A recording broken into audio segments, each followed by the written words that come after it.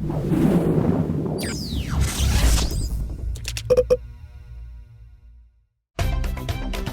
truth is, it's all storytelling, and it doesn't matter whether it's live action or animation or a video game or songwriting. At the end of the day, somebody is going to be listening, watching, partaking in your art, and it's all about story. It comes up a lot, how do you apply acting to the world of animation? It's almost like it's a finish line that live action actors and animators approach from different directions. If you and I were doing a scene together, we would have our lines memorized, we would think about what our characters want, what our motivation is, what are the things we're going to do in the scene. Why am I doing this? What is the purpose of this? What are the given circumstances? What are my relationships to the people, places, and things that surround me? Because that's all going to have an impact on the choices that I make. What I have found in comparing the world of live action to animation is that you answer all the same questions. You might just use those answers in different ways. Somebody might know how to animate a character walking across the room, picking up a book and walking back across, and it looks super realistic and great, and there's weight to the book. The walk cycle looks fantastic, everything looks great. But why is he walking?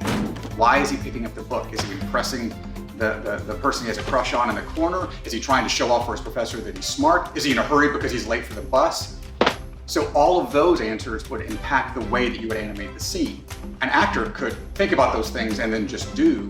An animator has to craft, but the answers to the questions all have to be there. The prep is the same, you just use the tools in a slightly different way.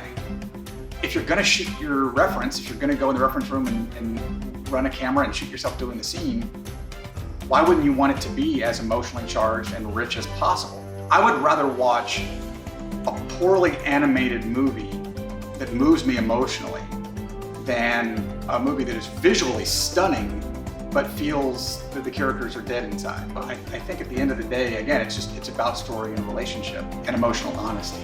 And I think that the best movies do both.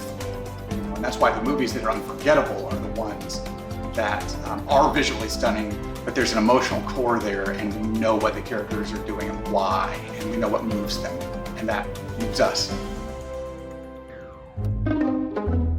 In week 1, participants will get an introduction to acting, learn basic acting theory and vocabulary, including Uta Hagen's 6 questions, as well as take a deep dive into objectives and actions. In week 2, we'll talk about movement, using animals as reference, also body leads, and Laban movement analysis. During week 3, we'll talk about making motivated choices. We'll learn about story structure and the story circle. We'll also talk about tools for visual storytelling. In week 4, we'll explore how obstacles for a character can be helpful to consider, and participants will also get to workshop scenarios with the instructor and also do some simple scene work. Finally, in week 5, we'll put it all together and review all the tools we've learned so far. Acting for Visual Storytellers. Sign up to reserve your spot now.